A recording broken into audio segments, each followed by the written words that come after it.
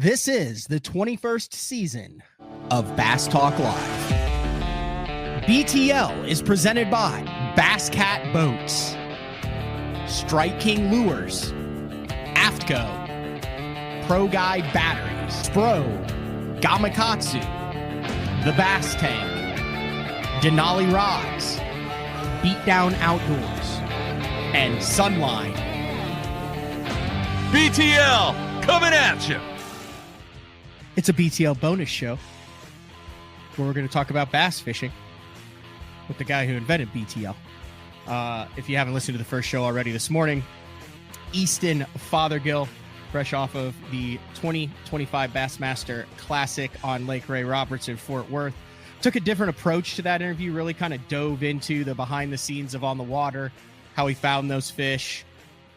There's a lot of guys that are on the Elite Series currently that were in that Bassmaster Classic that are some of the most talented anglers in the world when it comes to timber scoping, which is what Easton was doing. He kind of walked through how he did that. However, he was able to be dominant with the timber scoping. And I think after picking his brain and getting inside his mind a little bit for an hour, it really shows how many levels he was thinking ahead. I mean, dude, the ability to sit and to analyze where a fish is located on a piece of structure at 22 years old, and then wait until that fish is accessible, or the foresight to use a jerk bait or reaction bait to pull a fish out from the cover without it biting, and then pick up the Nico to follow it up.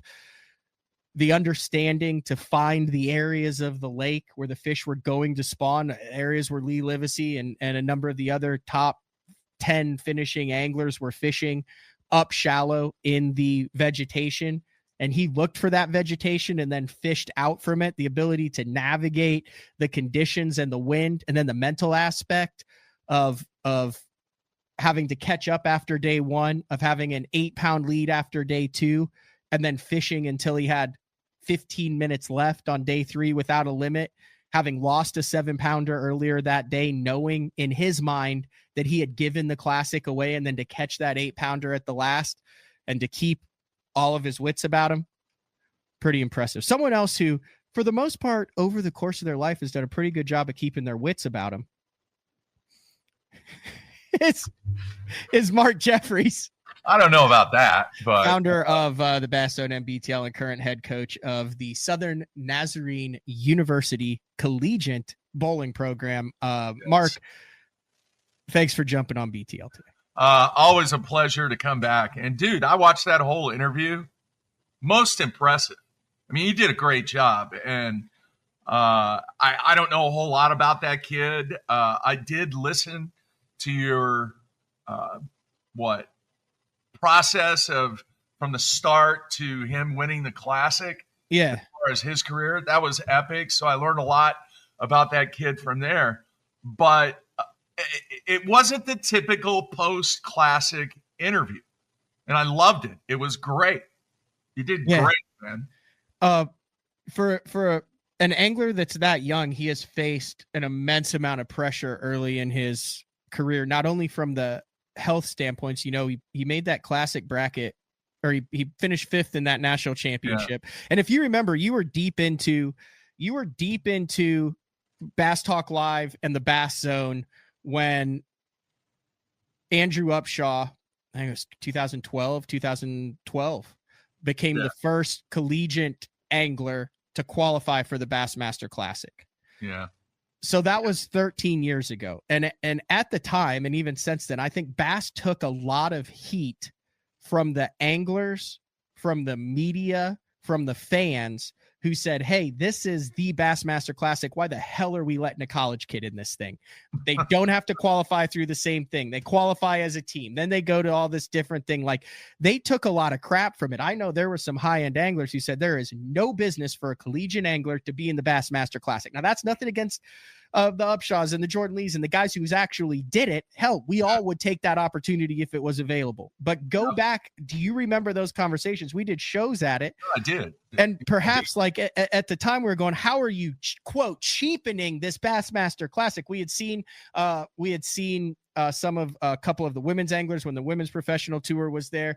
Historically similar to like the U.S. Open in golf, the Bass Nation, which was the Bass Federation Nation before that. Obviously, I've got the fish whistle here from the 94 Bassmaster Classic champ, Brian Kirchhoff, the only Federation Nation angler to win it. But that has always been a part of the Classic, is bringing in a couple amateur guys, the Opens, points, champs, that type of thing for the field. But there was a lot of heat on bringing that college angler in back in 2000, in the early 2010s.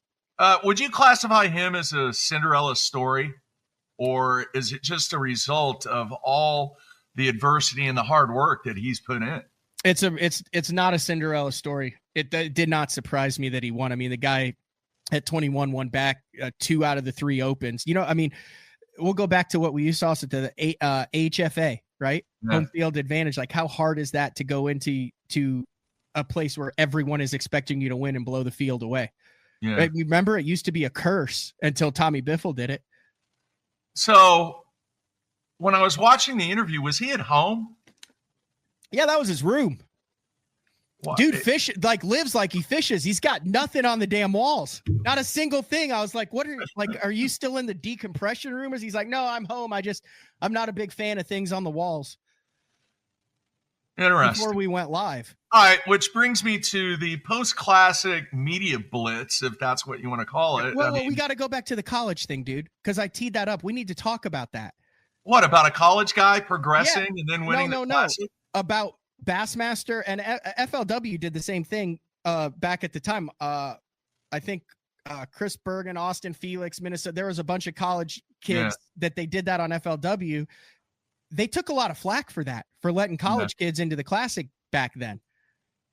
I think it's a good thing. I quite honestly, I was probably against it. You were against it. You were against it, Mark, because they hadn't earned it. They hadn't earned their way through the Opens, to the Elite Series, to the Classic. And I was just out of college. I wasn't particularly for it at the time. Yeah. Is things change, man. And as this sport continues to evolve, sometimes the way that you view stuff becomes changed as the progression of the sport changes. Now, 15 years ago, I could probably sit here and say very confident, even though I don't exactly recall it, that it was a bad thing. And the purity of what the Classic has meant for so many years, that's probably the premise that I stood upon. Mm-hmm. All right. But, I don't want to dive into the conversation yet of what you and I first started, but you know what I did, man? And I went back and I watched, and somebody just threw up the 20 feet deep topic that we need to do another 20 feet deep. All that. But I went back and I watched bits and pieces of the 49th, and just to see if the vibe was different there, because there were so many other things going on at that Classic. Yeah, that was the last Classic where all of the traditional bass guys, it was they had just left bass for Major League Fishing, but then they had to come back to fish the Classic that they'd qualified for. So at the time, that's funny, man. At the time, I really believe, because of the clarity, the tradition, the way things have been for so many years, that it was probably wrong to let that Classic dude in. And then at one time, there were players from what did they call the women's tour? Do you remember what they called it? The WPBT, the Women's Professional Bass, or I think they might have just called it the. It was the equivalent of the Elite Series, except on the women's side. I think, was it Kim Bain and Pam Martin Wells were the two females that competed in the Classic before it folded. Was it LBAA? Was that it? I don't know. I remember you sent me there to cover the championship, the one that Kim Bain won. I think she won it on like a skinny dipper in the grass. Wasn't it at Hot Springs? I don't know. You sent me all over the damn country back then, Mark. I remember I was the only media person there. Yeah. But once again, going back to that, though, there were a lot of people that were upset about that. About giving up spots. And then they gave it to the team series champion. I think that's how Matt Robertson got in the first time before he was even on the Elite Series or through any of that stuff. Like, I mean, they've done it a number of different ways. My case in point wasn't to say, oh, you were wrong, Mark, was to say that was an excellent example of how Bass had the foresight to do that back then, whoever it was, and whoever stuck with it, and to take the flack and to grow that collegiate program to where it is a staple today, and it is making a very significant mark at the top level of professional bass fishing. So I don't know if you know the answer to this. Maybe somebody out there knows. How has college bass fishing grown because of, when I say recent, I'm talking about the last 5 years. Has college bass fishing grown to where it is really becoming an important part of progressing toward that next step and becoming a professional? It hasn't grown. It is. I mean, it's there. It has been there. The majority of anglers that are coming up on both tours that are qualifying for this fish at the collegiate level in some aspect. It's not, you can no longer just pick out, that's a guy who went through the college program. 70% of these kids that are coming through the college ranks are now on the Elite Series, and rookies and even established veterans on the Bass Pro Tour and winning invitationals and dominating opens. Like, it is the feeder. It is approaching, and I predicted this, it is approaching just like it is not to the level of college football, but I mean, it's almost more of a surprise if you have a young kid come in who's in his 20s who did not fish collegiately. To where, before you'd look at like Brandon Card and be like, that guy fished at Kentucky, right? Right. That doesn't exist. That doesn't exist anymore. Like 80% of the kids coming in fished somewhere. So is it to the point where there are high school kids that are like the number one high school angler in the nation and that stuff, and like Monticello is the place to be, and kids are really striving? In other words, this whole situation, what Easton has created because of what he has done, is it going to impact if they tell the story, his story, to the masses of people that never really realized that, wow, this guy did this, and this? Yeah.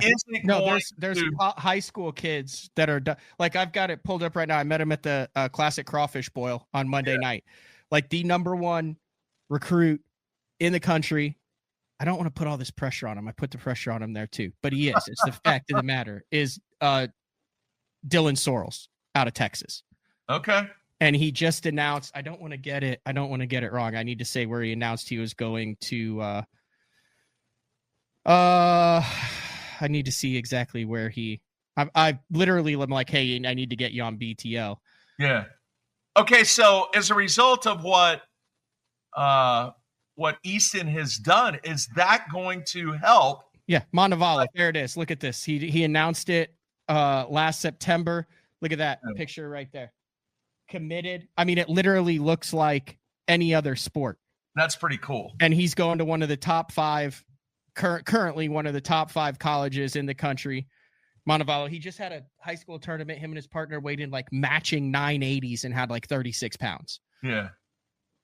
Huh. Yeah, there's like those kids like are all going to those programs. Like, you get there, you see John Garrett and you see Easton Fothergill. I mean, obviously the most notoriable there was the back-to-back years with the Lee brothers. Yeah.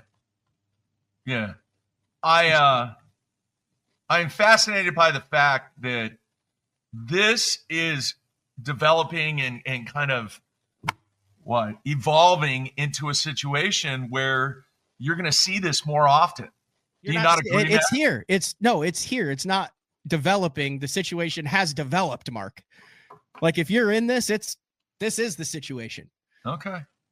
And I think we also have to give a lot of credit to Wade Middleton in this too, with what he did with college bass. Oh yeah, and the collegiate bass fishing series. He was the first one, right? Yeah, he was very instrumental in this game, in the collegiate fishing, the development of taking it seriously with the national championships on Louisville. Also with bass, you have to give a lot of credit to Steve Bowman, who back in 2003, 2004 got Under Armour involved in this, the Under Armour College Bass National Championship. That was back when they were on ESPN. They ran it on ESPNU. Yeah. That's when, that first one, there were 18, 20 boats in, and then 36 boats in it.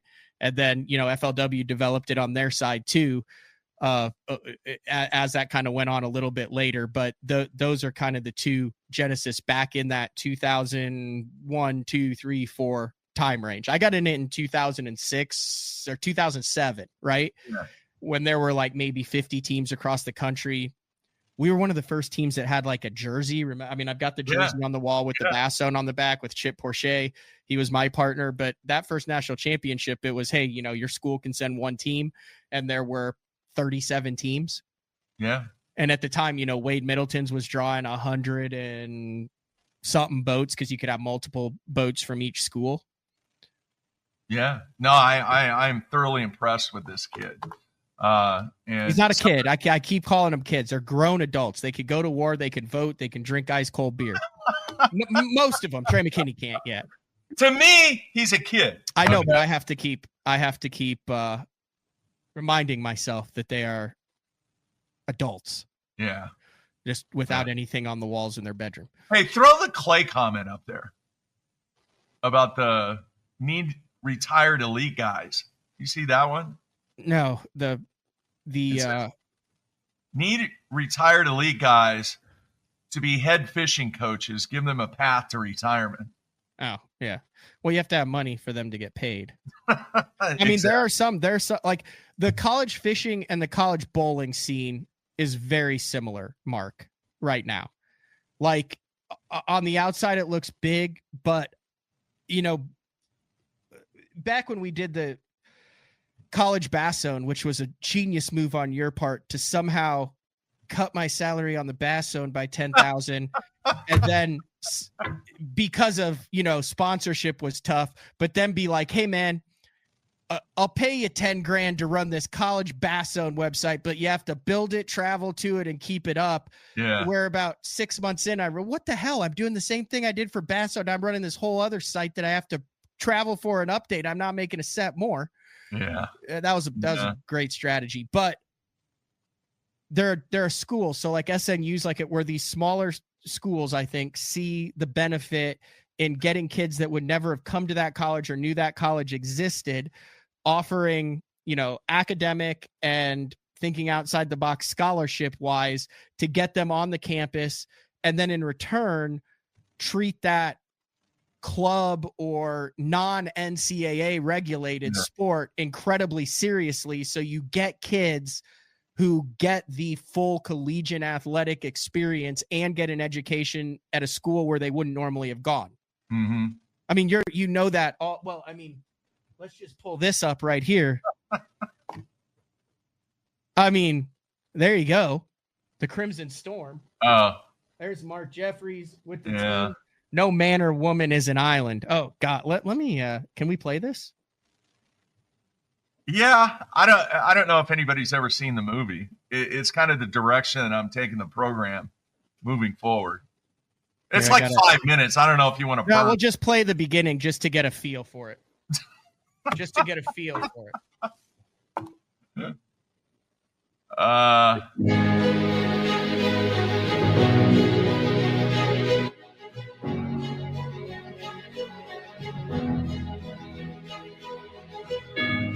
I see you haven't changed your text or style in the last 15 years. No, it's a new font. No, new font. Yeah.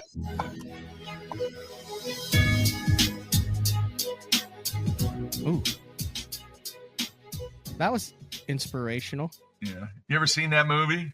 No. Am I going to get flagged? That's easy. Yeah, I'm going to get flagged. We're going to get flagged. Oh, so this is just the whole movie clip. Oh, it's just a clip from the movie.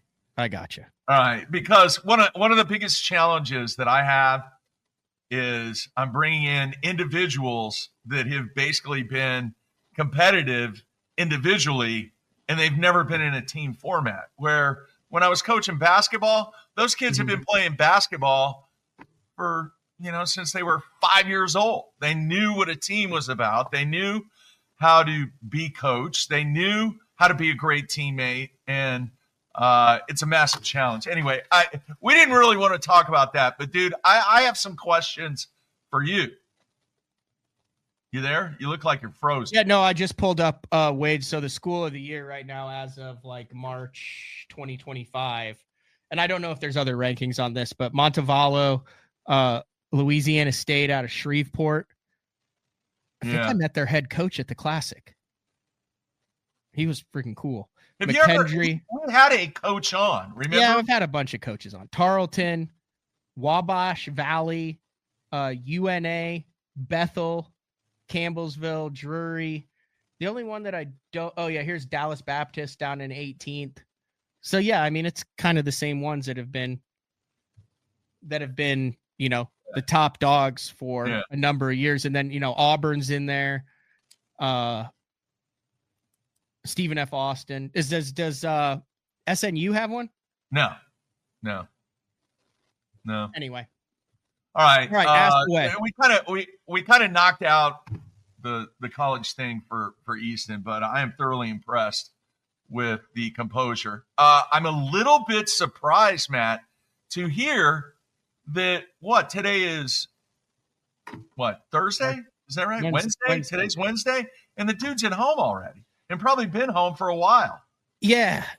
What's up with that? I don't know. Walk the listeners through especially when let's pick a year. So like when Skeet or Kevin won those classics back in like 08, 09, 10, 11, around there. Like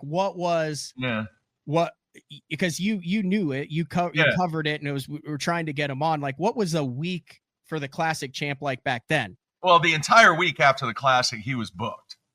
All right. And the first thing that took place, typically, they would do a photo shoot. They would do a ton of photo shoots. They would go to the lake, the body of water, wherever the Classic was. They would do a photo shoot there. They would do a ton of interviews. They would do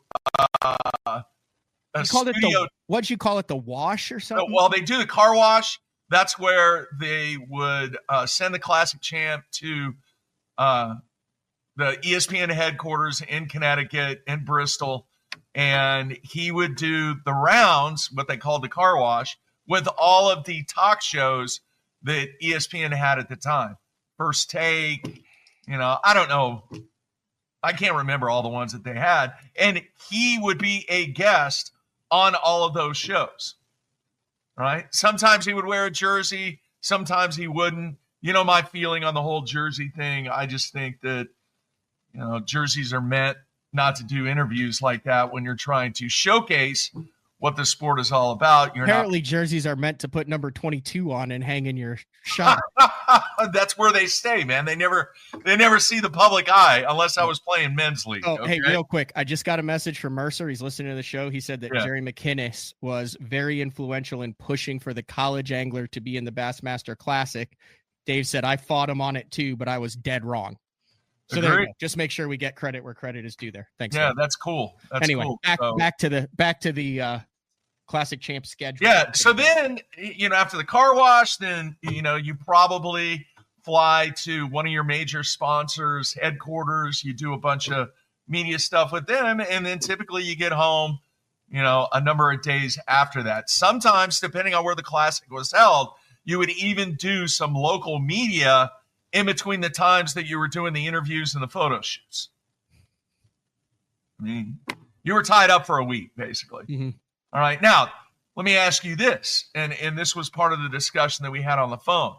Is a Bassmaster Classic win worth $1 million? Yes or no? That's what Funky Fisherman just asked as well. He said, you know what you don't hear anymore? That the Classic win is worth $1 million.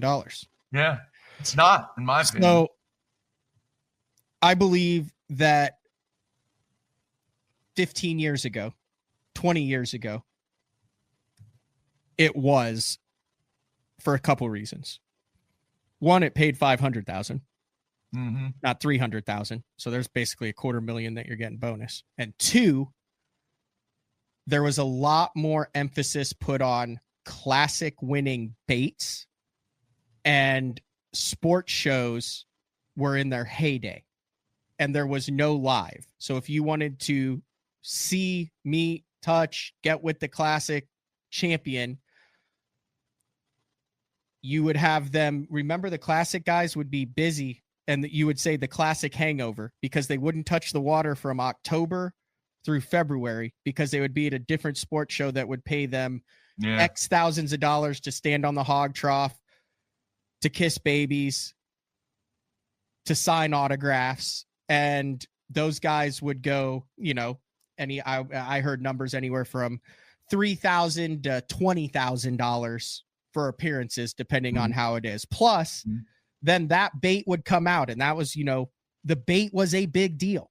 Like you were in the boat with Jay Yellis when he won. I mean, you think about all of the Denny Brower stuff, and every once in a while you'd have a classic where a bait wouldn't be able to like signature series that bait. And I know he came out with it after, but the first one I remember was when Casey Ashley won his classic, and it was like a homemade underspin on a fluke, right? And you're kind of like, ooh, this one's a little bit hard to, but it ended up coming out with all this stuff. Even Alton Jones, like Mop Jig back in 2008, like Booyah came out with it, the whole 9 yards. That doesn't seem to be as big of a factor. So you're taking the royalties out from that bait, which I would assume the classic champ, Jay Yellis, classic winning jig bait, whatever. You're getting royalties from that. You're making a couple $100,000 during that off season. Plus there were a lot more bonuses. I mean, there were boating truck and motor companies back then, Mark, to where if you won the classic, anything you were running, they just gave you. Like that was in the contract, the incentive. So then throw in another $100,000 there. And I think even if you weren't a dynamic personality with a huge following, it was worth $1 million. Maybe. I would really be curious to see when that ended. It would be cool if guys would actually open up. You don't have to get down to the last cent, but just to answer one question, did Skeet Reese make $1 million on his win? What do you think? Yes. I agree. Okay. Obviously, I think Kevin did. Yes. Did Cliff Pace make $1 million on his win? At Grand Lake? Yes. No. 2013. There's your question. No. How do you judge that, though? Because you look at Black Label now, and Cliff Pace is absolutely killing it. He's got one of the best underground. Is that all a result of the notoriety that he got from that?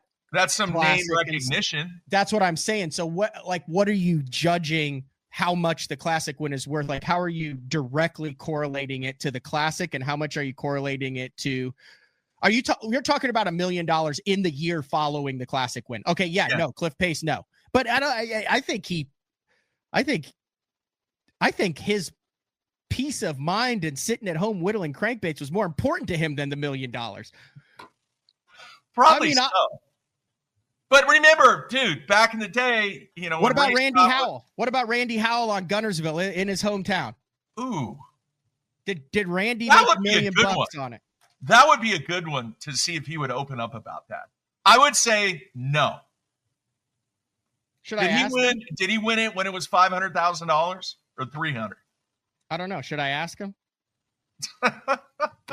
Dude, I'll just do a whole show on that. I'll just get guys on that haven't won for a number of years, and we can just straight out talk. It's a great topic. I know, like on the FLW side, Scott Suggs won $1 million. They gave away $1 million for a couple of years. But then you also have to understand, during that era, that was the contract era. Remember, Bassmaster did a deal. How much are their contracts worth? There were a lot of smart guys. I mean, you're talking about the Edwins and the Kevins and the Skeets, and those guys, like, they had incentive-laden contracts. I don't think that's as big a thing as it used to be. It used to be, hey, this, I get the royalties on this, but if I win an Elite Series, if I'm on the live, or if I'm on the cover of Bassmaster, this is before live, if I get the magazine cover, if I win Angler of the Year, if I win the Classic, it's an extra $100,000 or an extra $50,000. Yeah. And those companies signed it. Like, I mean, I've seen those contracts from back in the day. There's big chunks of money in that for those guys for hitting milestones. Be a great show, man. It would be a great 20 feet deep too, but you'd have to have guys really kind of open up and not open up their IRA or their savings account, checking accounts, whatever. It would just be what happened. I mean, obviously we did a story on a guy that went down the path, and he told me that he made $1 million. Dancing with the Devil? Yeah. He made $1 million back in the 80s? What he said. Well, how reliable is that? That's what he said, man. Okay. I mean, he said for his word. He said a lot of things in that documentary. All right. But he did said that he went through and burned through more than $1 million after he won the Classic. So I think it stopped. This is my opinion. I think it stopped somewhere between Bassmaster Live and the Split, where it was the $1 million, because there was more access to them. You could actually see what they were throwing. Yeah. There was a ton of more media. Their exposure went through the roof to where it was no longer as valuable, and they still do it, but it was no longer as valuable to have a skeet reese at an expo, where the only way you could talk to him, you could see him fish, you could get behind the scenes, you could get a few minutes with him, was to go to that expo, to get into the door to see him, or to go to an Elite Series event and see him. You could now log on to YouTube. You could watch BTL. You could watch Bass Live. I think that increased the overall value of their brands, but individually, I think it lowered their demand for in-person appearances. Yeah. And then when the split happened, we're still I mean, you can say what you want. You've got the superstars, you've got the talent there, but it's not all in one spot. It's the Live PGA thing right now. Mm-hmm. So I think you could say 2015, 2016, 2017, somewhere around that time. So and then 10 years ago? Yeah, basically? 10 years ago. Huh. Do you think that guys have won the Classic like Hank Cherry? I mean, what? He won how much in 2 years? 600,000. Do you think these guys that win the Classic, do they have the resources in place to really understand that they can take that 600,000 and turn it into 1.1, 1.2 million? In other words, do you think that's one of the main things that Bass or their parents or whoever, their sponsors, it's an individual? It just depends on who's financially to get a financial manager. I mean, dude, it's like that in anything in life. I promise you've done better with the money you made off BTL and Bass Zone than I have. That's a personal thing. That has nothing to do with whether they're anglers. But I also know that Hank Cherry came off of those back-to-back Classic wins with a whole new sponsor lineup and a whole new wrap and whole new lines of baits and rods and all sorts of things. So, yeah, I mean, he made a lot of money off of that. He did. Jordan Lee, same thing. I mean, look at the deals that Jordan Lee signed. And I know you're on the low side of this, but on the high side of this, those are a lot of lucrative deals for those guys. I mean, I've heard some of those numbers, from them, not just like how much did you make, but you hear those numbers floated around and you throw the royalties on top of it, which, the jerk baits, the baits back in the day, who knows what's going on now with a lot of it being components, like, Easton, like that component for the Nico rig, that hook, the nail weight, the worm, like individually, none of those are a buy this crankbait for $10 with the Bassmaster Classic signature on it, and Easton gets $1.50 for the next 10 years. And you can go into the store and you can say, I want that from Easton Fothergill. You have to order that little Nico hack. You have to order the hook. You have to buy the pack of worms, and you have to buy the nail weight from 4 different things. And I don't think any 4 of those things are available on one spot online. And they're all different brands. And they're all repeatable, and they're not trademarkable. Like you can't chatterbait them. Yep. All right, let me ask you this. When is the Classic going to return to Ray Roberts? I heard through the grapevine, 6 people down, that they're considering a classic circuit that's 6 or 5 to 7 years, to where you have the venues, you know where it works, you get it, and it rotates. So limit it to 6 or 7 venues? I would say within. Now, it also depends. This was not a well-attended classic for a myriad of reasons. Well, what? Being what? What are some of those reasons? Traffic, 1. 2, Agreed. been there, done that, 2001 in June. 3, the venue required the attendees at the arena to get tickets online before they could get in. Now, they were free tickets, but it wasn't just show up and walk in. You had to get the tickets, and then they also charged a lot of money for parking. I heard anywhere from $25 to $50. So if you were going to take your family there, you're going to go to the expo, which was free, which was fantastic. The expo, 9 out of 10, phenomenal. But then you had to get in the car. You had to navigate Fort Worth traffic, Fort Worth, Dallas traffic during peak traffic times. Right. With your kids who you just walked 2 miles around the expo, who are already cranky and tired, to then pay $40 for parking, to then get online and get 4 tickets to get in the venue to watch a 4.5 hour weigh-in. Do you think people just, when you continually go to the same venue, the same people are going to that outdoor show because they want to see what's new and great, and the outdoor show is the pinnacle of the classic, right? And whatever people want to say about it, you can say it. But I'm telling you, the people go to the classic because of the expo show. They do. All right. I think people go to the classic for listen, man, the weigh-in is not as important as it used to be. It's just not. You want to know why?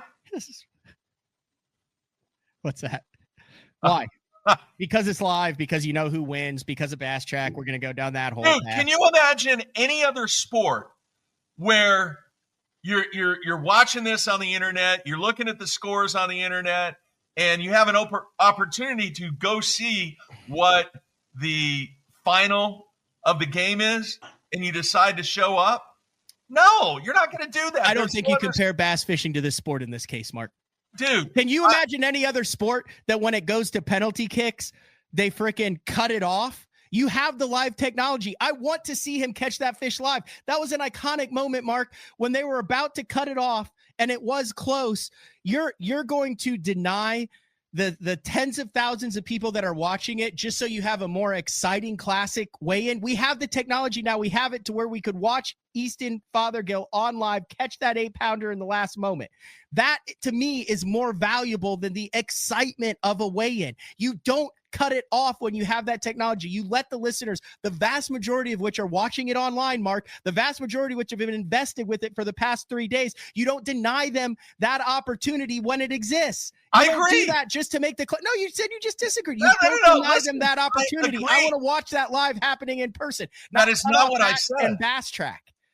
Matt, that is not what I said, okay? You have evolved. This business model has evolved to where the importance of the weigh-in just isn't there anymore. It's not. And the reason is because of what you just said. You're watching it. The fans that are really into it, you're watching it, you're reacting to it, you're feeling the emotion, I agree with that 100%. But here's what we're both saying in different avenues to get it.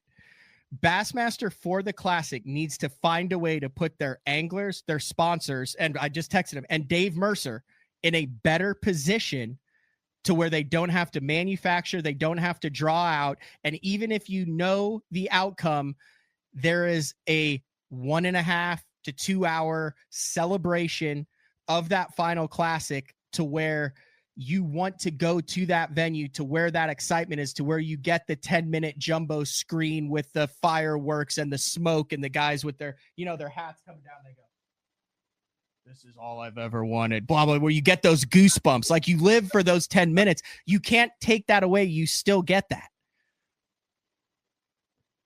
Are you still considered a guest? Maybe. Are we saying the same thing? Is that what you're saying? Okay, here, let me just crystal clear. I think the weigh-ins overrated, right? The model and the business model. What have I always said? You got to take care of the fans, the players, the anglers, okay, the ownership, right, and the sponsors. What you just said, Matt, is most of the eyeballs are going to be on that moment that is being broadcasted live. We didn't used to have that. Nobody knew what was going on at the Bassmaster Classic. The rumblings and the rumor mill, Jay caught this or Kevin caught this, or, you're not going to know until you get inside of that arena and see what happens. That's why this has evolved into, you got to put more importance, more visibility, and you got to make more money on the live than the amount of money that you are spending on the arena. Okay? So you got to do one of two things. Either you put the emphasis on the live and telling everybody what's going on and what they're doing and change the way that you do the weigh-in, or you cut it off, and the only way that you're going to find out is if you go to the weigh-in. All right? Live with no weight. Live with no bass track. Hence, which brings me to a thought, which was part of the discussion that we had, right? Are there venues that the Classic needs to either return to or go to for the fourth time? Not to grow the sport, because I hate that. I hate that phrase. But to make the sport better. You got to make it better. So it is a huge challenge right now to put emphasis on, all right, where are we going to make the most money? Where are we going to give the fans what we want?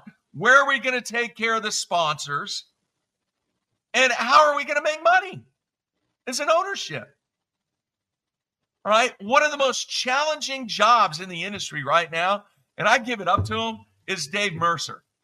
All right. You got an earpiece in your ear. You got people. You got an arena that you're trying to fill that you can't.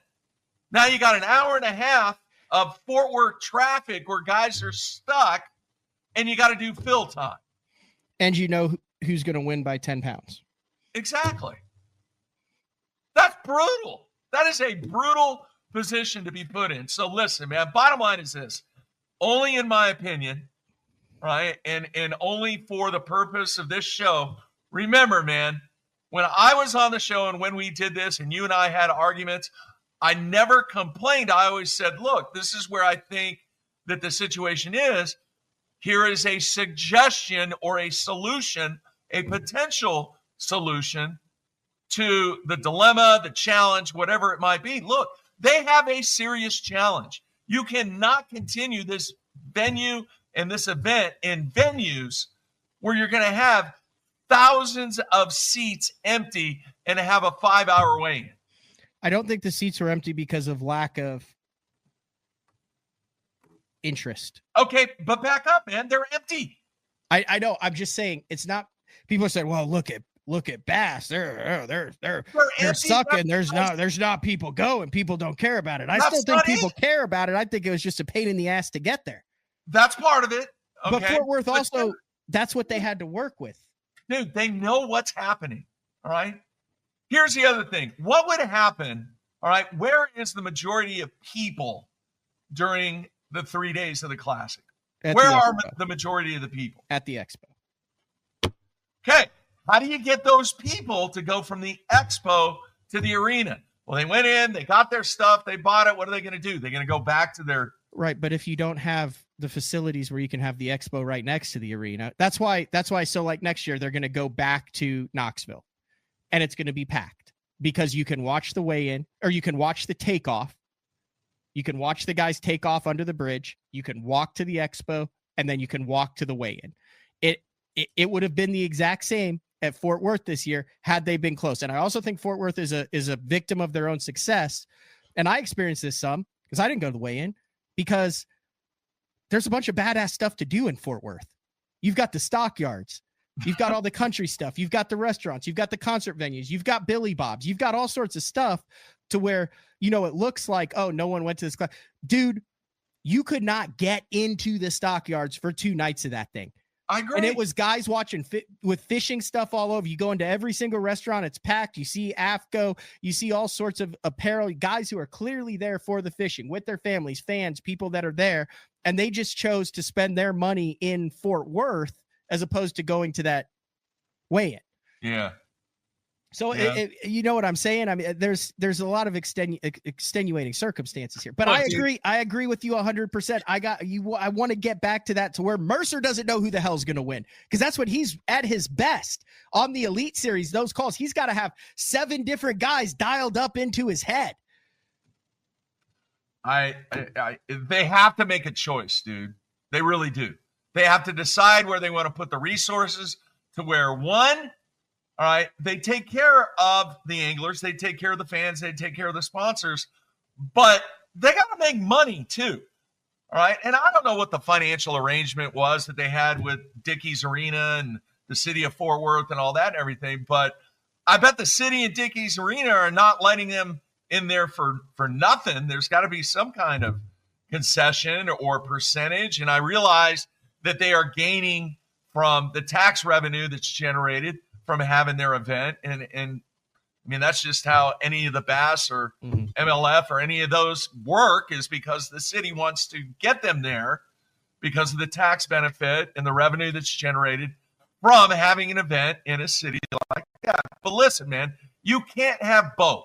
That is the bottom line, my opinion. You cannot have both. You can't tell people what's happening and then expect people to show up when they know what's happening. Okay? Some have suggested, hey, shut it off at noon. You know, just kill the live, kill fast track to where you don't know. Will that get people in?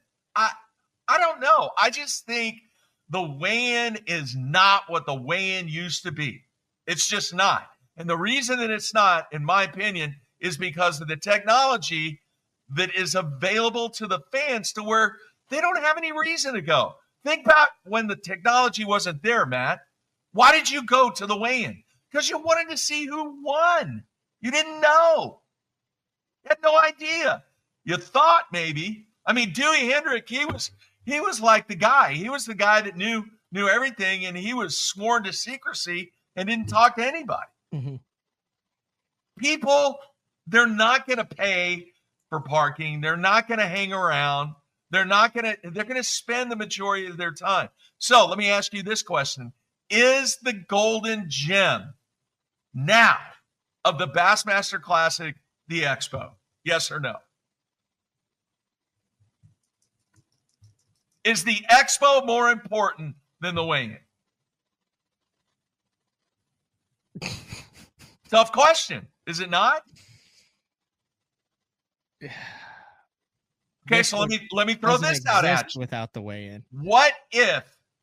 Yes, it is. Yes, it is. I agree. It is. Okay. So what if, and this goes to change. Here's a Mark Jeffries idea.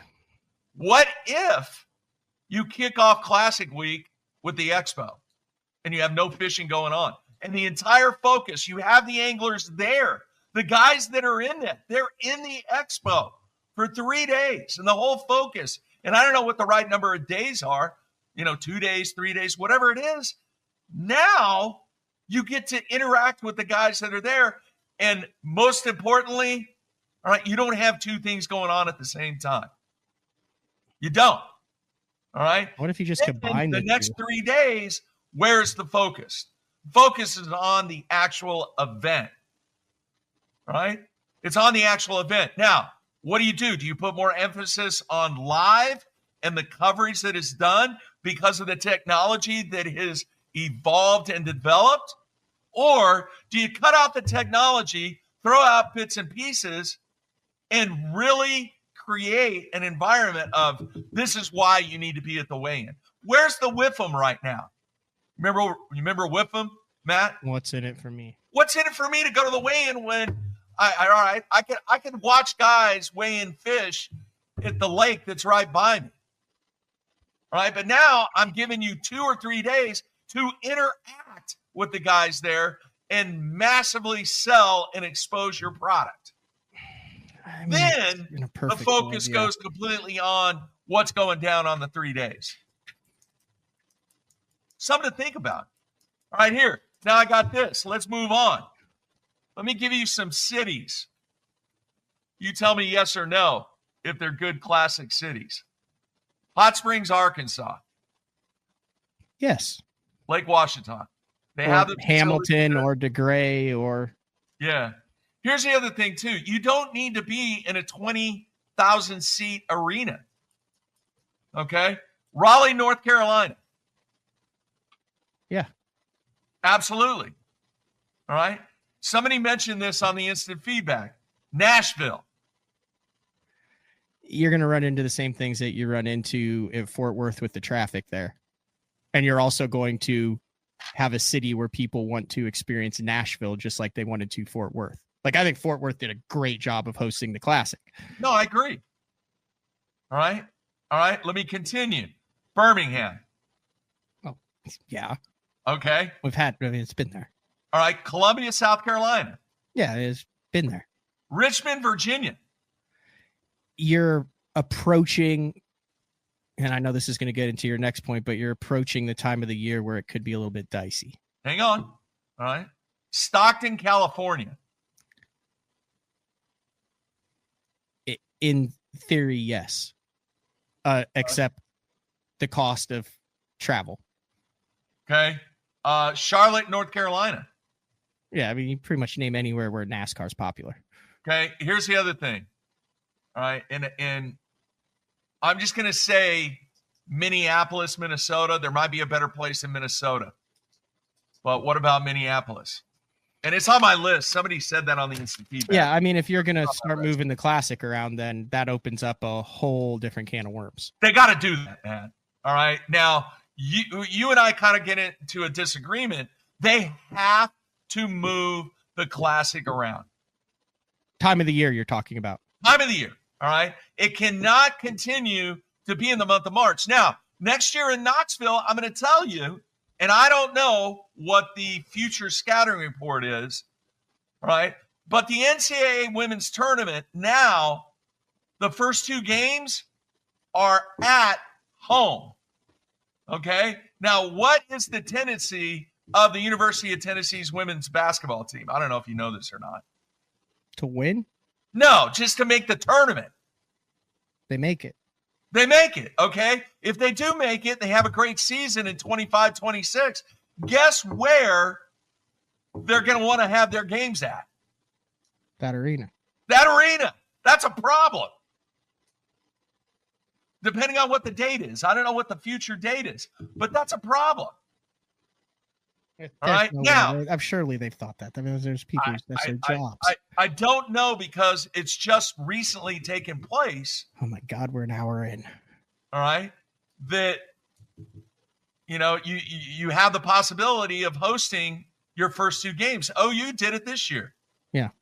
You know, they beat, who did they beat? Florida Atlantic, and then they beat Iowa at home. The softball team finally lost a game to Missouri.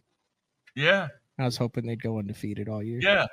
So now by moving the Classic around in different times of the year, be it spring, summer, fall, you open your product and the ability to make the sport better to other areas of the country where you really haven't been that much. But how do you then justify, okay, let's just hypothetically say they do a June and then another March tournament after that. So Yeah. let's say they do a March tournament at Knoxville, and then they announce that the 2027 Classic will be in Minneapolis in June of 2027. So you have a Classic champ who's the champ for 15 or 16 months.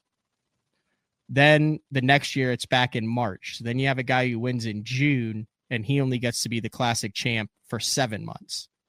How do you... It doesn't mean as much as it did in the past. It's just, dude. I'm just saying, if I'm going to be a Bassmaster Classic champ and I can get introduced as the reigning and defending Bassmaster Classic champ for a year and a half. Is anybody going to take that away from you? No, nobody's going to take that away from you. Look at it. The guy that won the Classic this year, he's home in his office, in his house, or wherever. Bedroom, whatever. All right. 12 months, 15 months, 6 months, 8 months, it doesn't matter, because it is better for the four people involved in this: the players, the business, the sponsors, and the fans. Mm-hmm.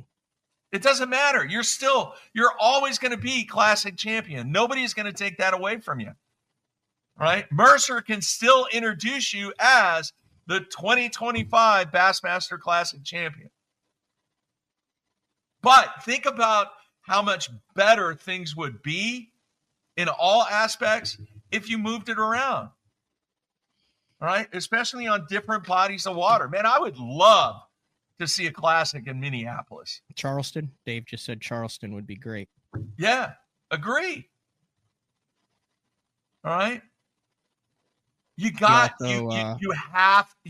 you want to create a better situation and become more profitable, you got to move that thing around. But then you get into the same scenario that we just discussed, Matt. What's more important, the weigh-in or the coverage? Now, you go to Minneapolis for the first time. I don't care if you announce the winner at the boat ramp. I think you would still have a packed crowd at Minneapolis. The next year you go, maybe not.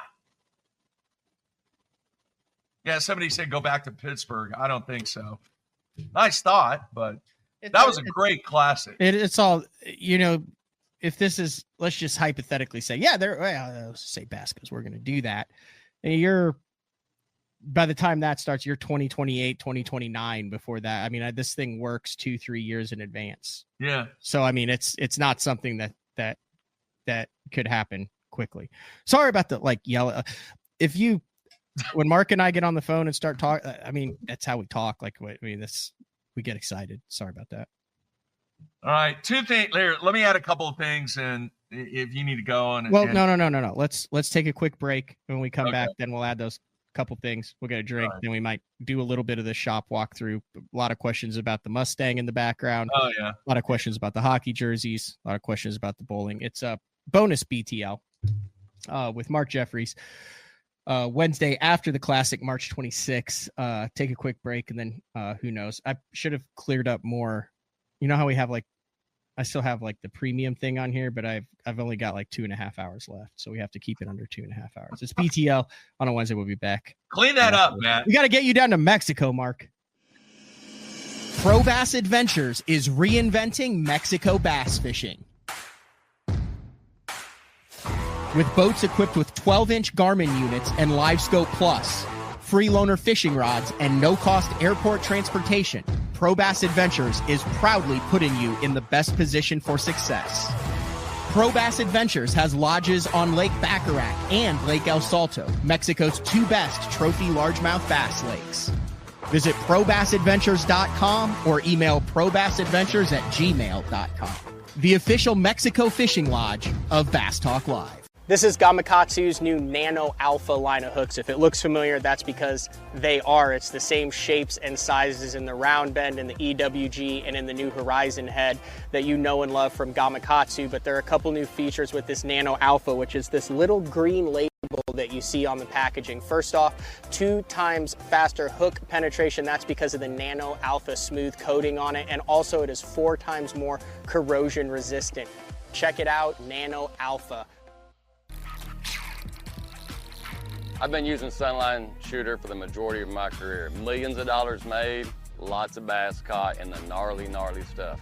If you need a abrasion resistant, tough fishing line for the really, really mean stuff, Sunline Shooter is for you.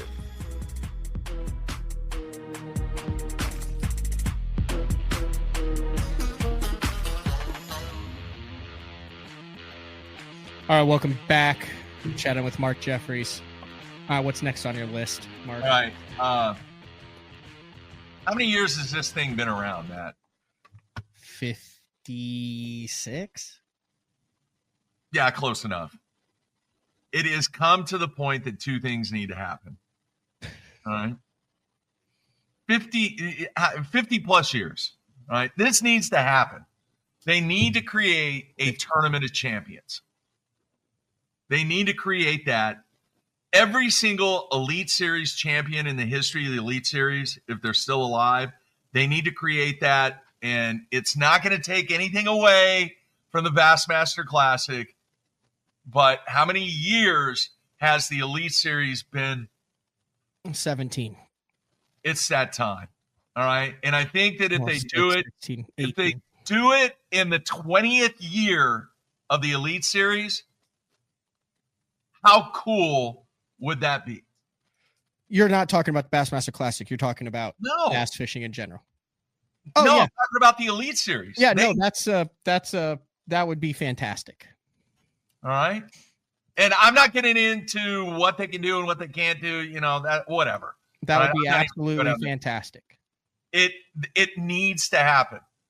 I think it would be great for the fans. It would be great for the business. It would be great for the sponsors. All right. It'd be great for the players too. You earned a right. You earned it. You earned a spot in the Tournament of Champions. All right. I'm in on that. I think that's a no-brainer. All right. Second thing. Look, if you want to make money, you got to spend money. Bottom line. Agree with that statement? Yes or no, Matt? Yes. All right. They have, and I say Bass, and really any organization, but specifically Bass, they have a huge opportunity to take care of the four entities. They need, and I've said this before, and I don't care if people say, you got to stop saying it, Mark. You got to, you're on the show once every 4 or 5 months, and you say the same thing. I'm going to keep saying it. They need a senior tour. They need to spend money, and they need to create a senior tour. They've been doing this for 50 plus years. Okay, I get it takes money. I get it. But they need a senior tour. Be 4 stops, be 5 stops, whatever that number is, they need to have a senior tour. Once you turn 50, boom, you are eligible. All right. I think the fans would embrace it. All right. Maybe I'm going to say this. Maybe you don't do FF forward facing. All right. On the senior tour. Now think about if you did that. You still have the incredible talent of the young anglers out there doing, all right, their forward facing sonar stuff on the Elite Series, doing what they've done all their life, but at the same time, now you've given forward-facing sonar has nothing to do with age. Just continue. Yes, it has nothing to do with what? Age. You can use it at 70. You can use it at dude. I agree. Just want to put that disclaimer in. Continue. All right, we know, and you know what the elephant in the room is. All right, I just don't want to go down that path. But what I do want to say is, it would give the opportunity to the guys that have spent and earned, all right, the title of professional angler on the Elite Series and prior to the Elite Series, that a senior tour would showcase their talent. That, let's face it, Matt, I'm going to say it. They just can't perform at the level that they need to because they're not spending the time and effort, and they may not even want to do it, to adapt to what the technology is bringing them. Fair statement? Sure. No, seriously. No, it is. I'm trying to find other sports that have a senior tour other than golf is what I was looking up just to see if they were. Tennis has a senior tour. No, I agree. All right. But I just think that the whole, hatred toward each other, the people that love forward-facing sonar and the people that absolutely despise it. Okay, Bass, let's make some money. All right. I'm all about making money. Let's make some money. All right. And I think the profitability of having a senior tour would be enough to where everybody would embrace. Now, some people will say, well, Mark, there's only X amount of dollars out there that the endemics can go for. Well, now look at the age, all right, and the demographic of kind of the population, all right, within that senior age group. They're all baby boomers. They're like myself, all right? That is a huge market target demographic that you could get outside endemics involved in the senior tour, all right? It's not going to be easy. You got to work hard. And probably the most important people in the senior tour, to get a senior tour started in fishing, is your sales and marketing people. Because you got to work, all right? But it's going to take money to make money. And I think maybe to start out, 4 senior events a year might be the right thing. Because, I mean, they're not doing it to make a living. Mm-hmm. Yeah, I could see this. I see Johnny. That would be a perfect Bass Pro Shops opportunity. Have the weigh-ins at the Bass Pro Shops like he likes to do. Have the guys there for the autograph. I mean, heck, he fished with half of the guys who would fish them. Yeah, but from the fan perspective, those guys that love, throwing a spinnerbait and a crankbait and, a jig and all that, they're going to see that on the senior tour. Yeah, make it a 2-day event. Yeah. Fish till 1. Well, no, dude. Fish till 3:00. Well, then you have like the meet and greets after the weigh-in, so you get, just like you said at the Classic, you get to meet and greet them, and you get to watch the weigh-in. Great idea. Small. They have to have accomplished a certain amount of titles, money earned, top 10s, number of tournaments to qualify. I mean, those people that are in sales that are watching or listening to the replay on this, right? It is a challenge. And it's not going to be easy, but at the same time, this is a brand that has been around for 50 plus years. I see issues with, current Elite Series guys are fighting for every dollar they can get. Their entry fees are down, or they have no entry fees. They have a $1,000 participation fee that they pay in like $2,000, $5,000 deals. But I mean, if I'm on the Elite Series and I'm saying, well, why would the organization that this is the premier organization, why would they be funneling all these funds and resources to another, just hear me out here, to another league or another tour that could be put towards the Elite Series in the payouts, in coverage, in prize money, that type of thing, to be like, listen, you've told us that this is what the model that we're working with here, but now you're going to go have more publicity and split that up even more and have more stuff over here and more sponsors over there, instead of building your pinnacle top of the league organization that these guys have already been through and made good livings on and made their money in. I see it more so, in my opinion, instead of a tour, as a, like you mentioned, a tournament of champions, as a once a year thing, to where, just like they had the Bassmaster Majors that were 3 or 4 times a year, once a year you have a senior / legends tournament. Once a year you have a tournament of champions that invites the Elite Series anglers back, and you build that around specific locations. So you would have the Classic, the senior tournament of champions, whatever, the legends tournament, and then you would have the tournament of champions. So you would end up kind of like they do with the majors in golf, except, you would have 3 separate tournaments throughout the year. So there would always be something to look forward to. And that way you wouldn't be funneling massive resources away from the Elite Series, which has always struggled to add money to the pot at the top level for them. All right. My comeback to that is, one, is a business. When you go to expand or create new products, you have to make sure that you take care and continue to take care of the product that has got you to that point. Okay. So you cannot expand or develop new products or,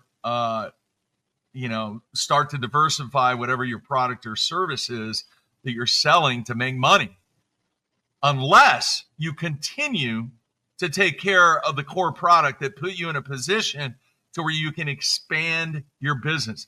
Because adding a senior tour, that's what you're doing. You're expanding your brand. All right? Expanding the brand. But you got to take care of the brand. What if Apple solely just focused on phones, and that was it. And they're making a ton of money on phones, but they didn't expand and broaden their product. All valid points. Okay. Once again, all right, the choices have to be made over the next 5, 10, 15 years on the direction that this ship is going.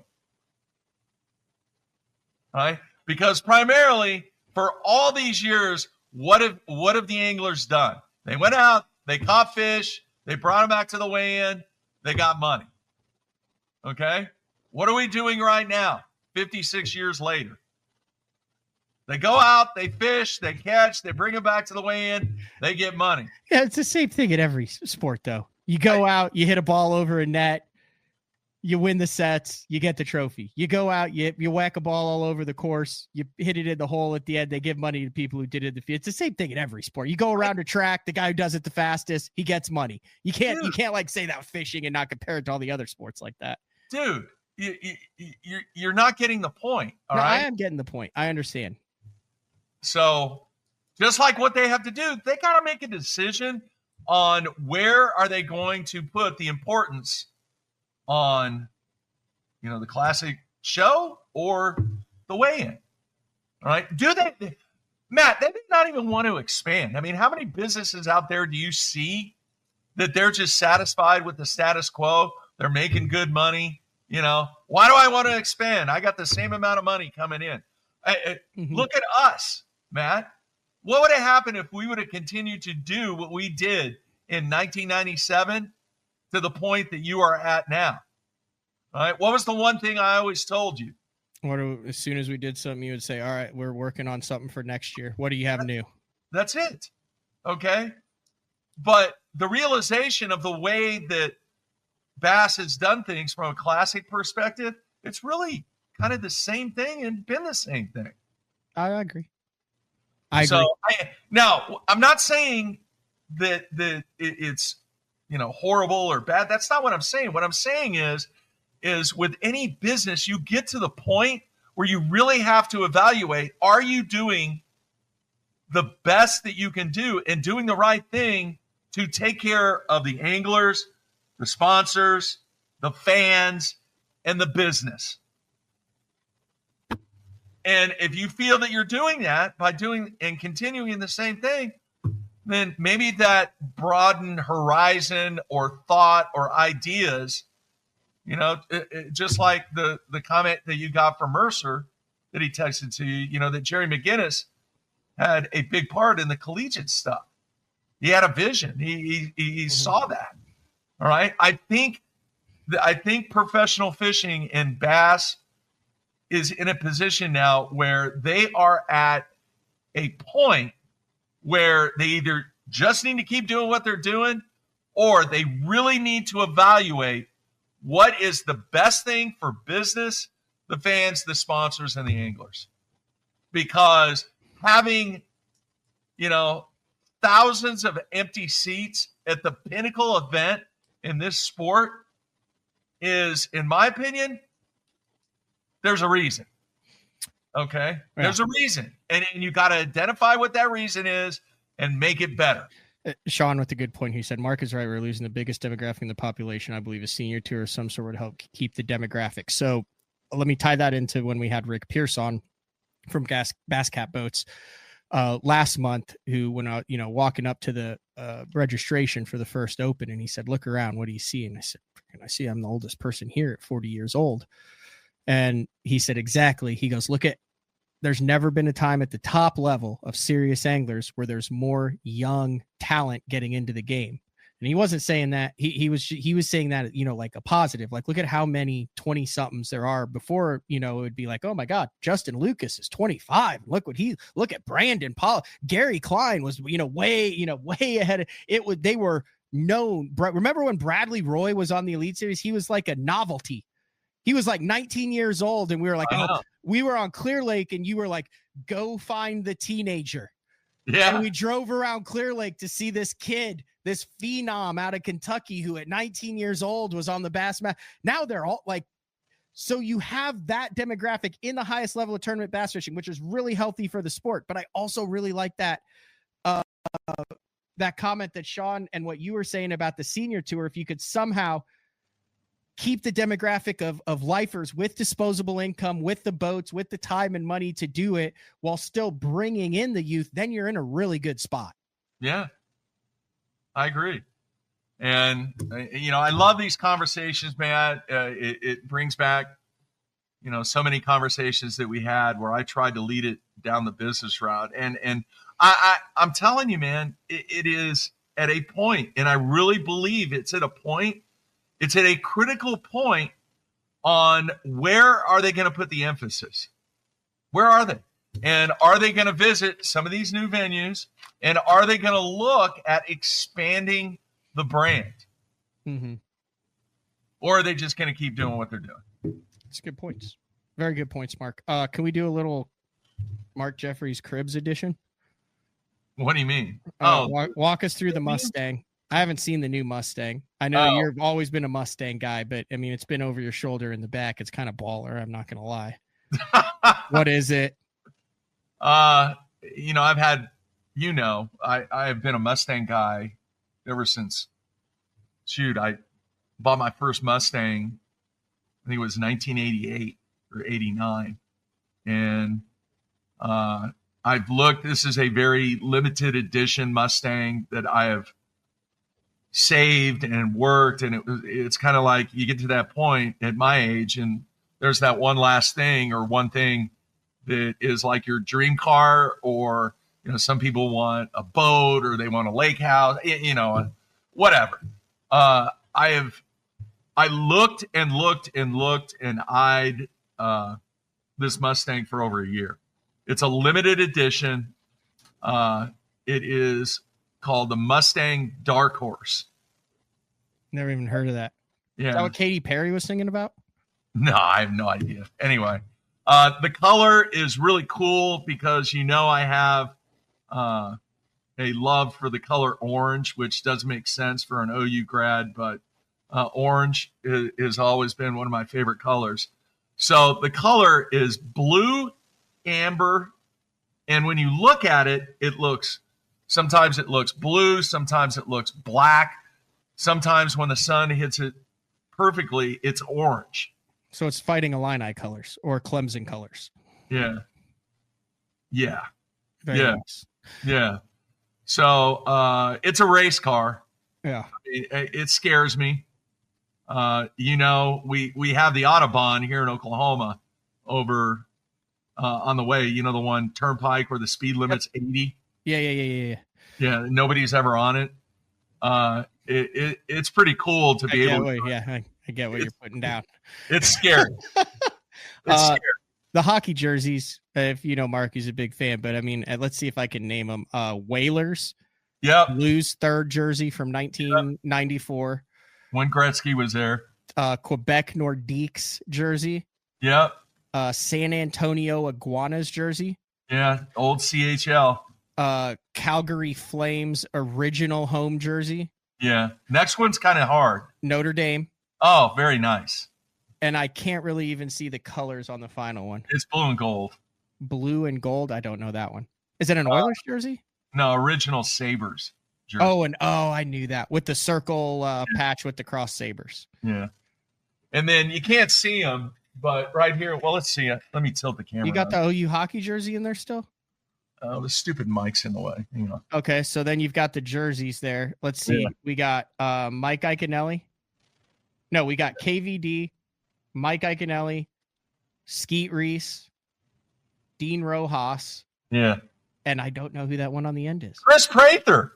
Oh, yeah, the Chris Prather. No, like the top bowling guy in the world who you brokered a fishing deal with Strike King to be on his bowling jersey, which is kind of cool. He is sporting the Strike King logo on his jersey right now.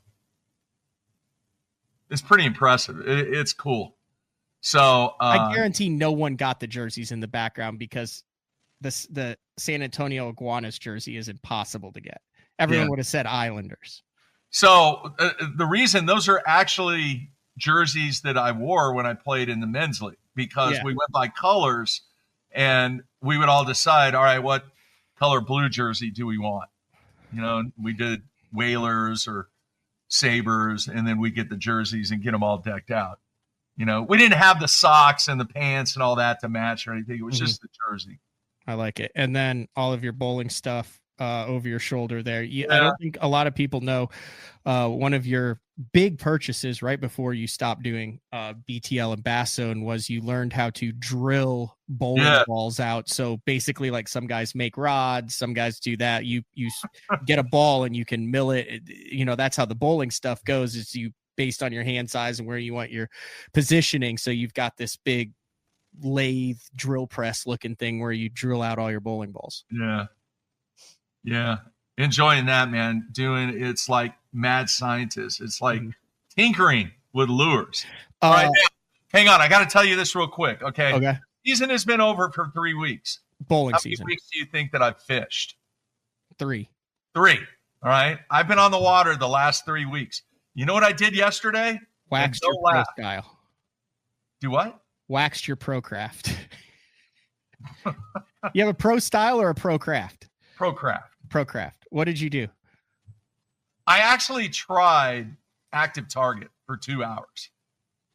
And? I didn't catch one. Did you see one? But I'm getting better at it. And can you get better at it without catching fish? Absolutely. But I'm kind of intrigued with it. I think I got it dialed in, and I'm gonna keep doing it. You know where we're going next week, dude? I've got like you're going bed fishing at Arbuckle. Did that yesterday.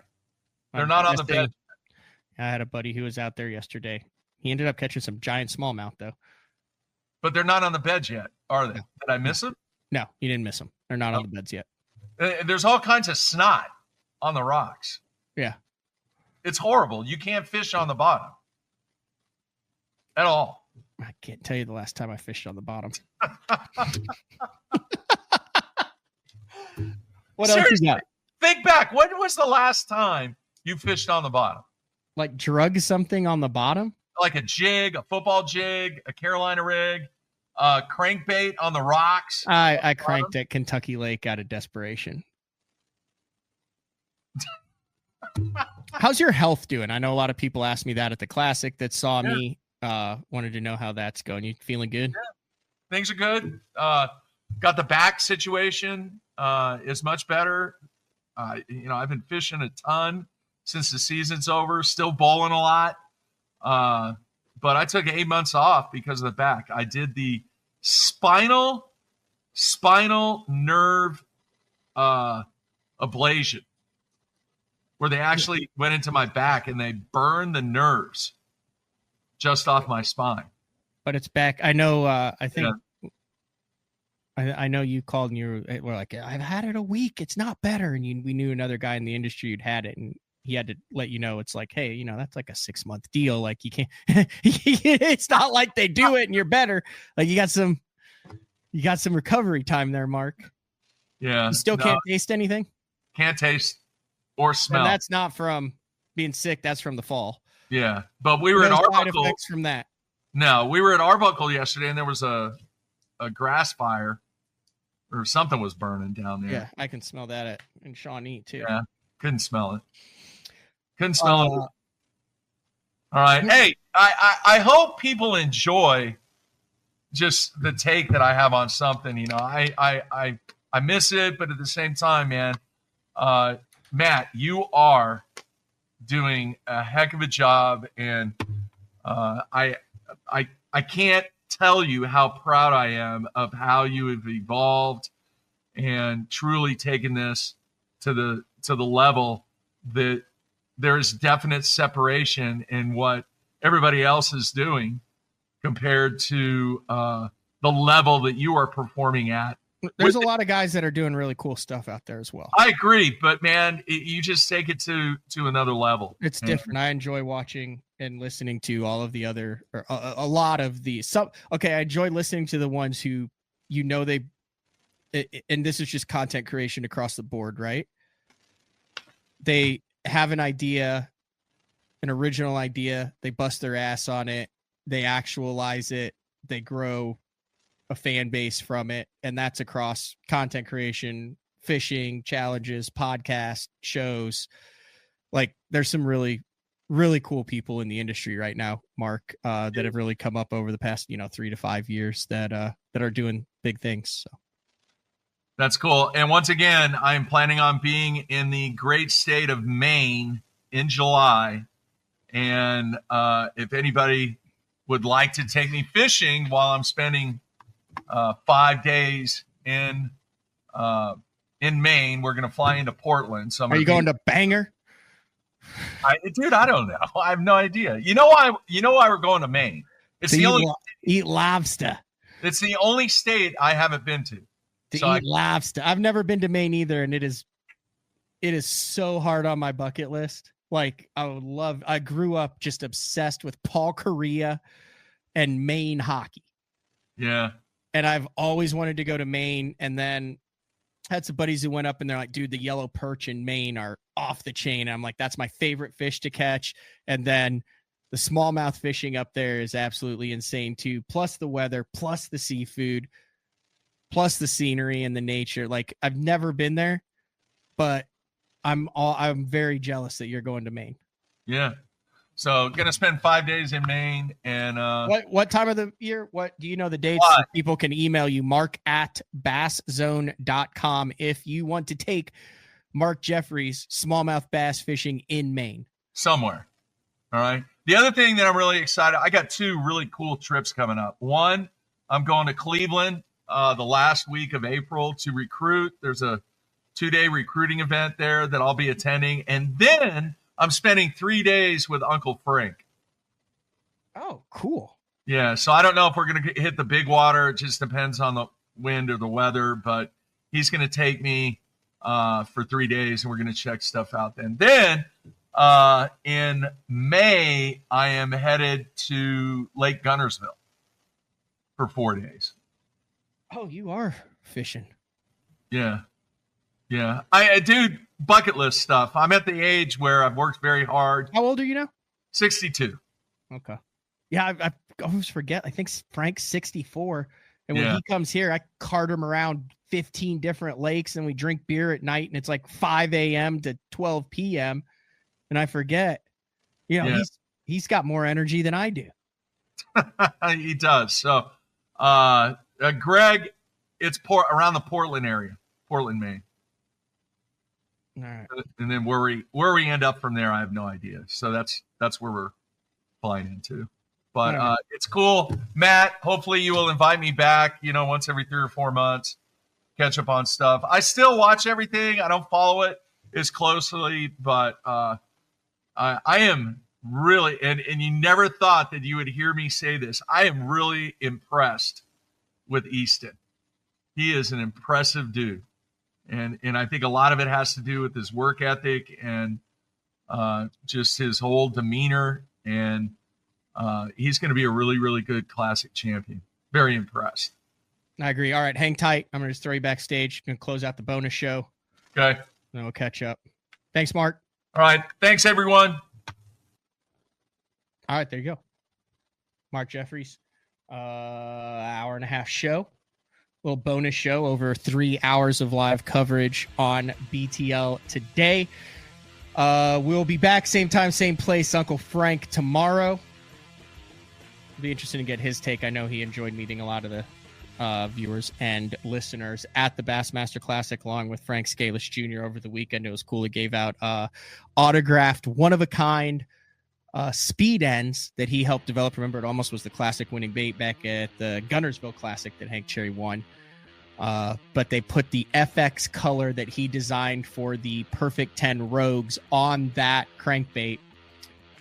Actually got some extras that I brought back specifically for listeners and viewers who weren't able to go there. But this has been another edition of BTL Bass Talk Live. We will talk to everyone later. See ya.